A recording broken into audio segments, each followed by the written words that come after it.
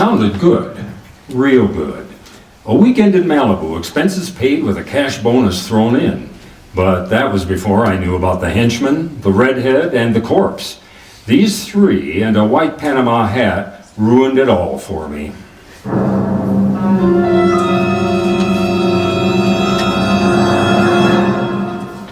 From the pen of Raymond Chandler, outstanding author of crime fiction, comes his most famous character as Fishbon Broadcasting Systems presents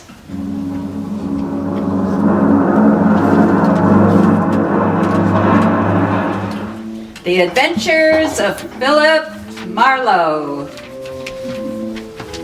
And now, with Bob Fry starring as Philip Marlowe, we bring you tonight's unusual story, The White Panama Hat. I was sitting in my office, bombing the ashtray on my desk with paper clips, wondering what kind of a job a private detective gets when clients stop calling completely. I was seesawing between the picture of me as a well-starched huckster and the more comfortable portrait of Marlowe, author in English tweeds, man of distinction. When the telephone brought me to a rude awakening.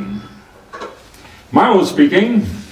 My name is Elizabeth Gordon, Mr. Marlowe. I must see you at once. My husband Bruce is in terrible danger. Could you possibly meet me in an hour at the Pelican Inn? It's a small roadside place on the way to Malibu. I'll explain everything then. Pelican Inn. 1 hour, Mrs. Gordon. The Pelican Inn was strictly a liquor license with chairs, and a bored piano player in one corner grinding away. The place was empty, and I was about to order a drink when the front door opened and a woman entered. She was tall and thin, and right out of Harper's Bazaar, from double ankle strap shoes to close-cropped hair. One look at her fear-clouded eyes, and I knew it was Isabel Gordon. I got up and introduced myself. Then we went to a table, and she started to talk. For 2 weeks now, Mr. Marlowe, my husband Bruce has been receiving unsigned threatening letters. I'm almost sick with worry. I don't know what to do. Now, wait a minute, Mrs. Gordon. The first thing to do is to get a hold of yourself. Then tell me the whole thing, right from the beginning. Yes, all right. Well, first of all, Bruce and I have only been married for a little more than a year. We are living with my uncle, Avery Fairchild, on an estate out beyond Malibu. I see. What does your husband do for a living, Mrs. Gordon? Why, he's a photographer. Movie or commercial? Well, at present, it's neither. You see, Bruce has been terribly unsettled since the war, lost, sort of, and... Well, then recently, he got interested in photography. It's been a great help to him. But he doesn't exactly work at it, huh? Well, he's converted one of the rooms in the guest cottage into a studio, and he spends almost all of his time there experimenting with portrait work. But he doesn't actually have a job, if that's what you mean. How does that appeal to your Uncle Avery? Well, to be honest with you, Mr. Marlowe, my uncle thinks the sun rises and sets on me.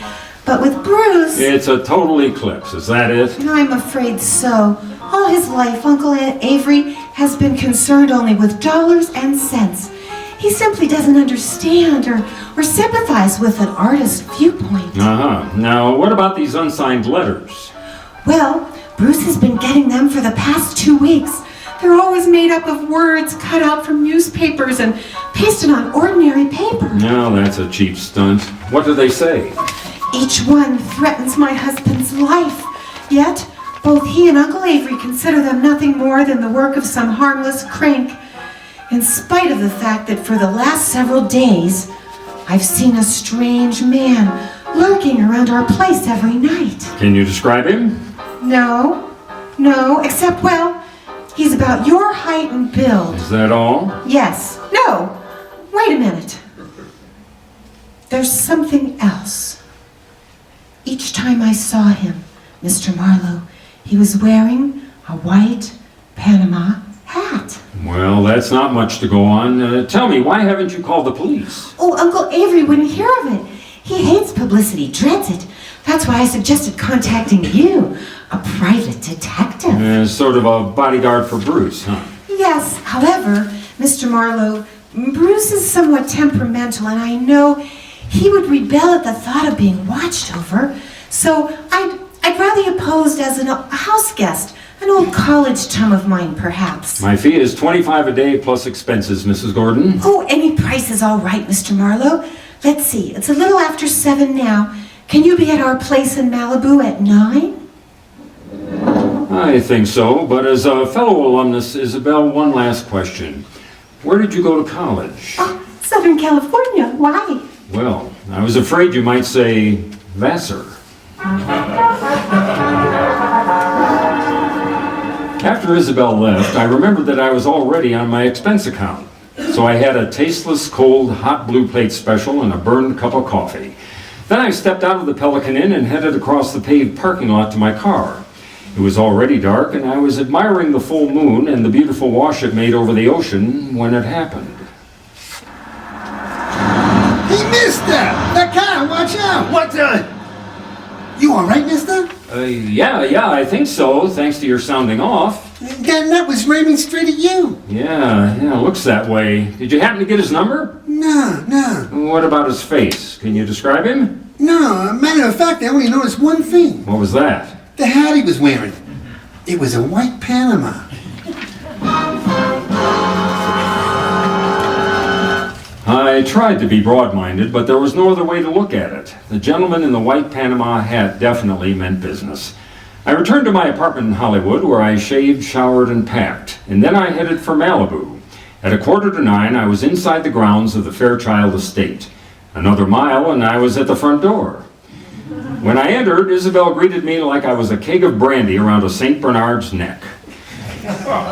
Then we waded through an inch-thick carpet to the library, where our Uncle Avery, fat, bald, and looking like he'd just bitten into an underripe persimmon, was waiting. I wasn't asked to sit down, and I wasn't offered a cigar. Avery Fairchild was not one to waste time. I'm a very rich man, Mr. Marlowe. As such, I'm the target of all kinds of fortune hunters, confidence men, and cranks. In my lifetime, I've been threatened and pestered by a score of crackpots, each one slightly more psychopathic than the last. It's never bothered me, and it never will. However, in this case, the approach is a bit different. Meaning you think someone's trying to get at you through your nephew, huh? Never refer to him as my nephew. He's my niece's husband, if you please. And don't forget it. Uncle Avery! Isabel, my feelings about your husband are no secret. You're being unfair, Uncle Avery, just because Bruce is an artist and... Artist, is he? Why, Isabel, that man's no more an artist than, well, I'm a horse jockey. Good evening, everybody. Hello, Bruce. Hello, darling. You were saying something, Uncle Avery. Bruce, I want you to meet Philip Marlowe. We were great friends at school, and when I heard he was in town for a while, I insisted he spend the weekend with us. How do you do, Mr. Gordon? It's a pleasure to have you with us, Mr. Marlowe. You're very welcome. I do the welcome around here, Bruce.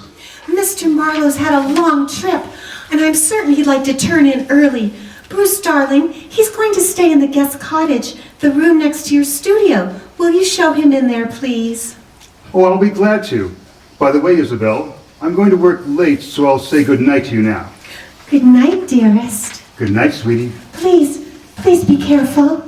Oh, yes, Bruce. By all means, be careful. Remember, the true artist belongs to posterity or something.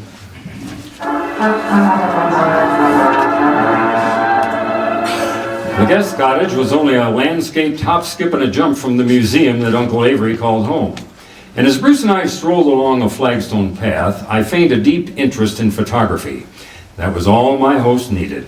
He struck at the bait like a shark with malnutrition. Well, Mr. Marlowe, it didn't even occur to me that photography might be one of your hobbies. Isabel never said a word. Well, good for Isabel. I'm strictly a dabbler. And tell me, Mr. Gordon, how long have you been at this? Portrait work? Mm-hmm.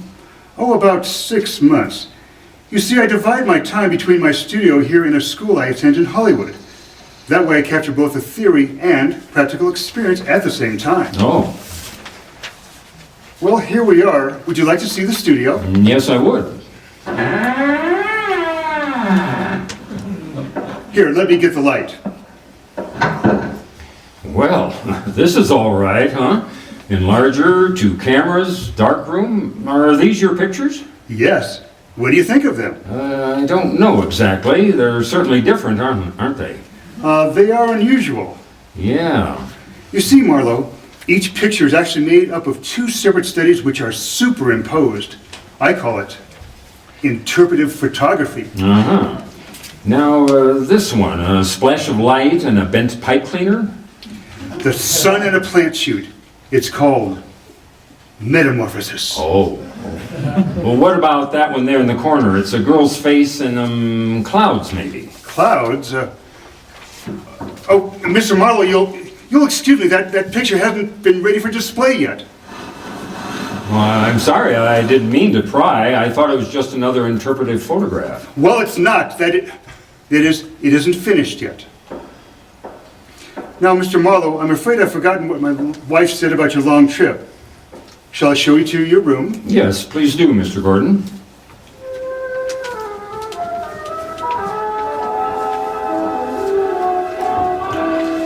My room on the other side of the guest cottage was wider than Hollywood Boulevard.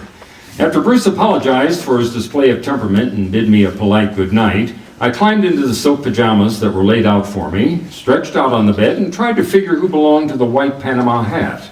But an hour passed and I wasn't getting any sensible answers, so I switched out the light, put my gun on the table next to me, and snuggled into what felt like 1.5 miles of mattress. I was almost asleep when the clatter of a shovel falling on the walk outside brought me straight up in bed. I grabbed my gun and made for the door, but the second I threw it open, I knew that I'd made a mistake. Whoever kicked over that shovel had heard me and met me with a large fist that came straight at my face. Ow!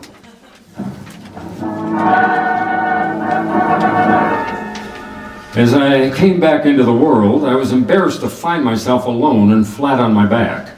When I started to get up, I felt like the L.A. Dons, water boy and all, had run over my face. My gun was a few feet away, and when I went to pick it up, I stopped short. There was a souvenir from the man with the great big fist, a gold cigarette lighter. It was engraved "To Skipper" on his birthday. Putting it in my pocket, I picked up my gun and made for Bruce's studio. He wasn't there. I threw on some clothes and went back to the house and found Isabel in the living room. I was about to give her a biased account of the shortest fight on record when I noticed Uncle Avery quietly entering the house from a side door that led to the garden. What's the matter, Phil? Bruce isn't in his studio anymore. What? Now, Isabel, there's no reason for alarm. Why, Bruce often goes off into the night like this. Calls it a search for beauty or some such rot. And what was it you were after just now outside, Mr. Fairchild? I was looking for my niece, Marlowe. Isabel, your cousin John telephoned to say he wouldn't be down this weekend. Oh. I didn't know there were to be other guests. Oh, just my cousin John Martin, Phil. Not really a guest. He comes down often. Yeah, too often to suit me. Oh, Uncle Avery, please. You know that I'm fond of him. Yes, but I don't know why. He's a chronic gambler and of no use to anyone. Living at the Wilshire Gardens where he can't afford it, driving expensive cars. Oh, you're just too hard on him. Skipper is... Skipper? Well, yes. Do you know him? No, I don't.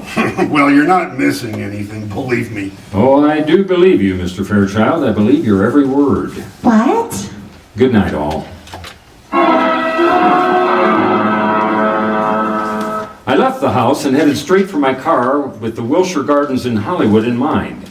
It was just a chance that John Skipper Martin might own a white Panama hat. When I got to the prodigal cousin's bungalow, it was dark inside, so I pressed one hand close to my gun and the other against the doorbell, but there was no answer. A side window was open, and I started toward it when a nasty voice greeted me from the shadow of a palm tree. Good evening. Lovely night, isn't it? I hadn't noticed. I'd been busy. I know. We've been waiting here for a long time. We? Uh-huh. Me, my nice shiny revolver. A 38. Oh, I see. Well, you make a handsome couple, and I hope you're both very happy together. Now, what do you want? I don't want anything. I'm here to give you something. advice. Look, brother, I've already told you I'm busy, so if this is a heist, let's get it over with fast. You know, I think you're confused. I'm the one holding the gun, Mr. Martin. Martin? John Skipper Martin. Surprised I know your name? Why, yes I am. I don't recall having had the pleasure. You haven't. People never forget me, Mr. Martin. My tag is Brock. Does that mean anything? No. What do you do? Sing, dance, tell jokes? Yeah, that's it. The last one. I tell jokes. I can't wait. You won't have to, Mr. Martin. I'm gonna tell you one right now. Goes like this. Once upon a time, a young punk borrowed $10,000 from a generous gambler on his promise to pay the money back within a week. But the young punk never came across. So the gambler told a nice fellow named Brock to call on the young punk and tell him he had 48 hours in which to get the money together. And that if he didn't, he'd never see the 49th hour. What's the matter, Mr. Martin? Don't you like jokes?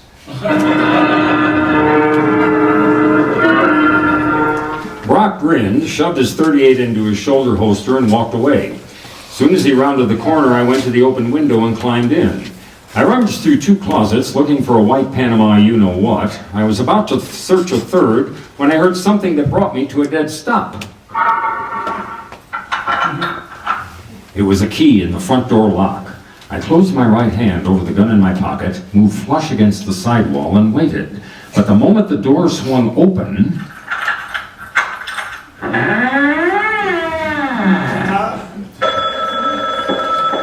the telephone rang, and the hook of a man that entered went straight for it. He was wearing a gray fedora. Hello? Oh, hello, Isabel. What? Bruce? Are you sure? But that's impossible. I mean, things like that just don't. Excuse me, Isabel. I think I have a visitor. I'll call you back. Reach, Mr. Martin.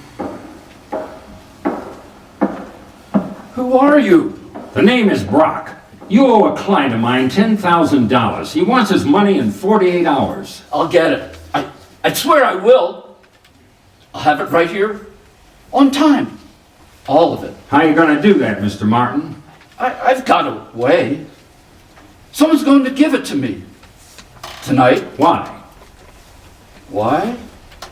Because it's the healthy thing to do. That's why. That's all you wanted to know, isn't it? That's all. Good night, Mr. Martin.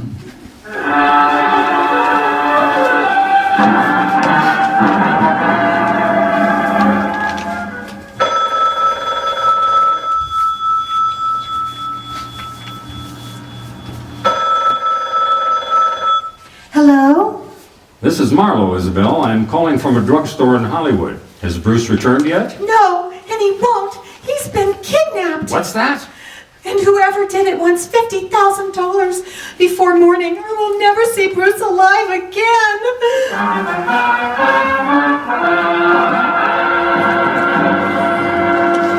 As I walked to my car in the Wilshire Gardens, I felt like my brain had spent the night in the cement mixer. I was about to head back for Malibu when I suddenly saw Skipper Martin dash out of his bungalow and pile into a long, glossy convertible. I followed him out to the Pacific Palisades, where he made a call at a little house which sat on a bluff overlooking the sea. Once he was inside, I moved up quietly and saw that the name on the mailbox was Miss Carla Winters. I crawled up to a lace curtain window where I could see what was going on. One look at Miss Winters made the damage I was doing to my tweeds worthwhile. She was strictly Dragon Lady, with flaming red hair and a waist you could span with 2 hands, if you were lucky enough to get that close. And the rest of the measurements fit just perfect.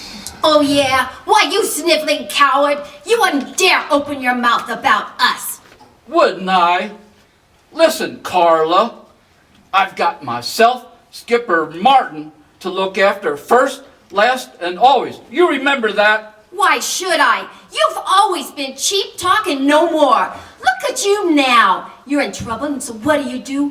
You holler blackmail. Go on, get out of here. Get out of here before I kill you.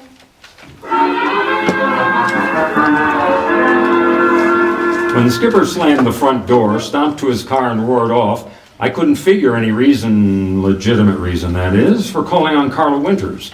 So I returned to the Fairchild place. Isabel was somewhere between hysteria and collapse over the fact that she and Bruce had less than $2,000 in their own name. Uncle Avery, of course, was more than reluctant to pay the ransom demanded for the return of a man he'd rather not have returned, but his niece won out. All right, Isabel, I'll give you the money. But understand, this is for you, not for that no good... Yes, Uncle Avery, I understand. But can you get that much cash at this hour? The banks are... Who said anything about banks? I know I don't like them. The money will be in your hands in 30 minutes. In the meantime, tell Mr. Marlowe here what the arrangements you've made with your husband's abductors. 1 minute, Mr. Fairchild. What about the police? The police have already been notified, Mr. Marlowe. They've agreed not to interfere until tomorrow morning. By that time, I suppose we'll have Bruce returned to us. To us, Uncle Avery? Slip of the tongue, Isabel. I'm only paying for his return. You take over from there, 'cause I don't want him.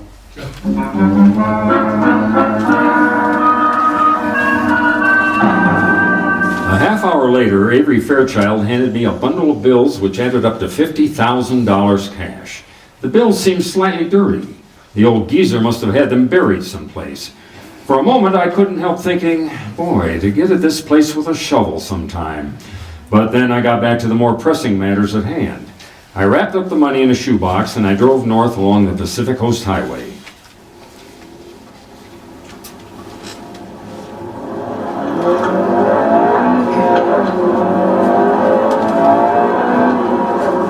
I covered the 60 miles to the rendezvous, which was a junkyard near Ventura, in about as many minutes. Then, according to instructions, I slowed down to 10 miles an hour. I blinked my headlights twice and tossed out the shoebox. I was just about to resume my speed when the headlights of an approaching car fell on a man as he darted back into the junkyard. And I saw what I'd been expecting all the time, the white Panama Hat. But I was still playing by the rules, so there was only one thing I could do about it. I slammed my foot down on the accelerator and kept it there until I reached the nearest telephone, where I telephoned Skipper Martin at the Wilshire Gardens. It was just possible that he owned two hats, but that little balloon exploded in a hurry.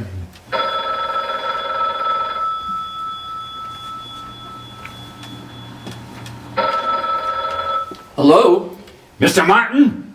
Yes. Who is this? This is Brock. Remember me? Oh, yes. Yes, of course. I've been hoping you'd call. You mean you got the money right now? Well, no. Not this minute, but I will have it in a couple of hours. You're sure, Mr. Martin? I'm positive, Brock.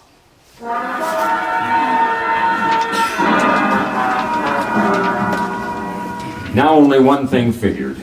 The man in the Panama Hat worked for Skipper Martin. It had to be. An hour later, I pulled into the Fairchild estate, and the moment I put my AA over the threshold, I knew that the kidnapper, too, had kept his part of the bargain. Bruce Gordon was back, safe and sound. It happened shortly after you retired, Mr. Marlowe. I was working in my studio when a man wearing a White Panama hat. Yeah, but how did you know that, Mr. Marlowe? They're very popular this season, Mr. Gordon. Isabel, darling, Mr. Marlowe is a private detective. Huh? But I'll tell you about that later. Go on with your story. Well, this man was wearing a handkerchief over his face, and he forced me to go along with him at gunpoint. He took me to a car parked in the service driveway and told me to turn around. Then I was hit from behind and I went out cold. Oh, darling, how terrible. It wasn't pleasant, dear. When I came to, I was bound hand and foot, blindfolded and gagged.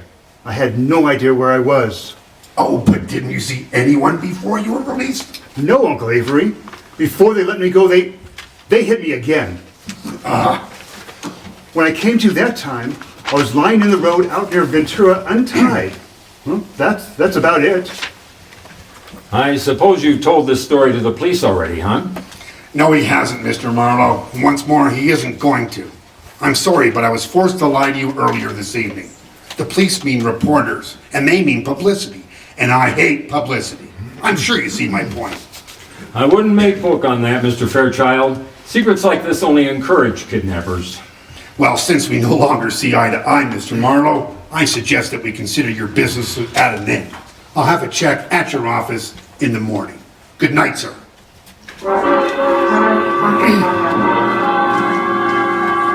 Avery Fairchild wasn't the kind of a man you argued with.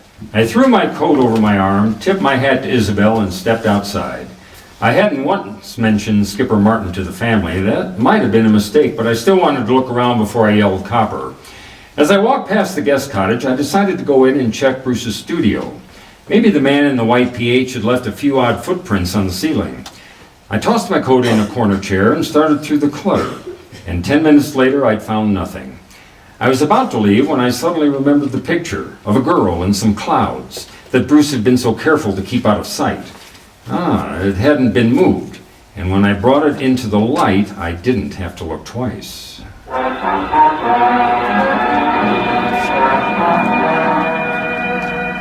It was the portrait of Carla Winters, the red-headed dragon lady that Skipper Martin had visited. Now things were beginning to add up. At the chauffeur's quarters, there was an outside telephone, and I put through a hurried call to Lieutenant Ibarra at Homicide in L.A. The best I could get was one Sergeant Neely. I'm sorry, Marlowe, but the lieutenant's out on a call right now. There's some kind of a row uptown. Well, do you know where he is? The address, I mean? Oh, yeah, sure. It's one of those bungalows at the Wilshire Gardens. The Wilshire Gardens? That's right. Well, what's so special about that? Maybe nothing. I'll know in a minute. Thanks, Neely.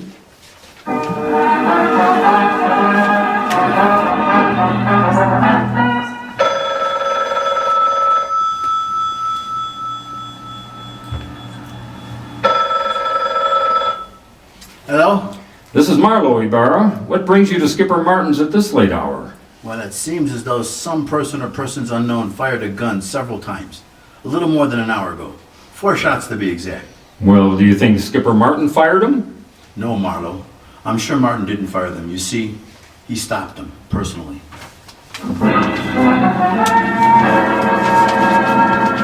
Before I hung up, I gave Ibarra a quick rundown on the whole story. After making me feel like a schoolboy for keeping him in the dark so long, he told me to sit on the Fairchild's front steps until he got there. Well, that gave me a half hour to kill, most of which I spent walking around aimlessly trying to get something close to 4 out of 2 and 2. But I couldn't. Finally, I heard Ibarra's siren up to the front door. I was about to head for him when the chill in the morning air reminded me that my topcoat was still in Bruce's studio. I went back and got it. When I turned for the door again, I noticed a little slip of paper that had been under the coat fall to the floor. I picked it up. I must have held it for a full minute before I realized what it meant.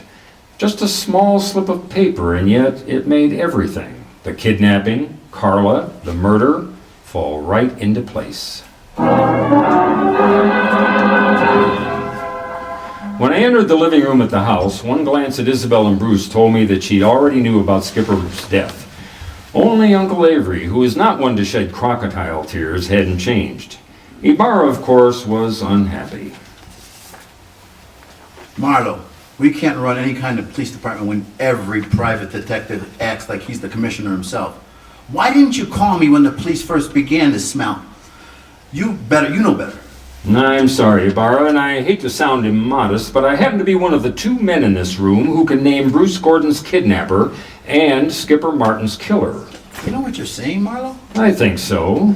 The man in the white Panama hat who kidnapped Bruce Gordon, Lieutenant, is Bruce Gordon himself.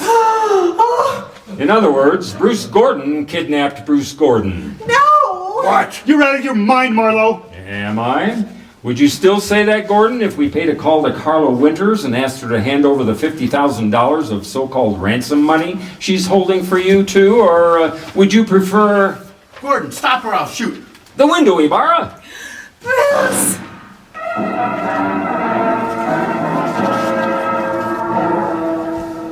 Then, in other words, Marlowe, Bruce, who eventually planned to divorce Isabel and marry Carla Winters, wanted to have a little stake, like $50,000 around first. That's right, Ibarra. But Skipper Martin knew about Bruce and Carla's plans to marry later, and he tried to blackmail them to pay off his gambling debts. That's why he came to Bruce's cottage on the sly. However, he got there just in time to see Bruce leave of his own free will, and therefore knew later that he couldn't have been kidnapped. Which gave him 2 holds over Bruce. That's right. But he made a mistake when he went to Carla's house and got too demanding, because she told Bruce about it, and before he released himself, he took care of Skipper, with 4 gunshots to be exact. Charming people, aren't they, Vera? Lovely. Sometimes I think I should shoot higher and save the state a lot of money. And he almost got away with it. Oh, by the way, Marlo, how'd you know? That Bruce was the man in the white Panama hat? I was pretty certain, but I got my proof accidentally. Promise not to repeat this, Ibarra? Yeah. Well, I practically fell over a little slip of paper in his studio. It was a receipt from a department store, and it was made out to Bruce Gordon. For 1 Panama hat? Uh-huh. Nothing else but.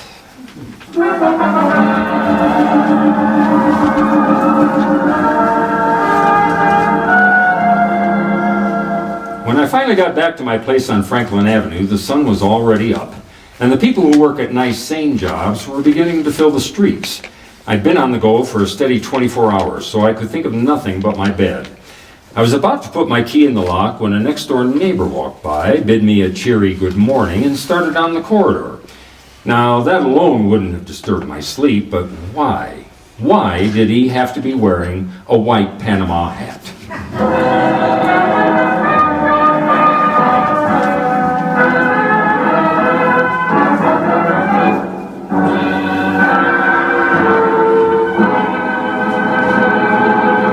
The Adventures of Philip Marlowe, created by Raymond Chandler, starred Bob Fry, and was produced and directed by Glenn Calloway.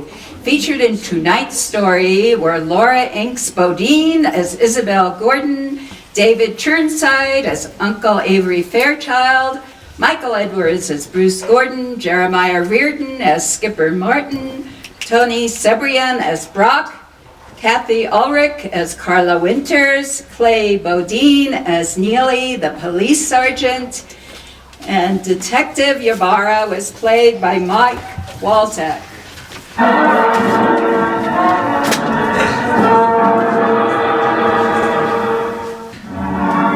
This is Carla Freeman for FBS, Fishbon Broadcasting System.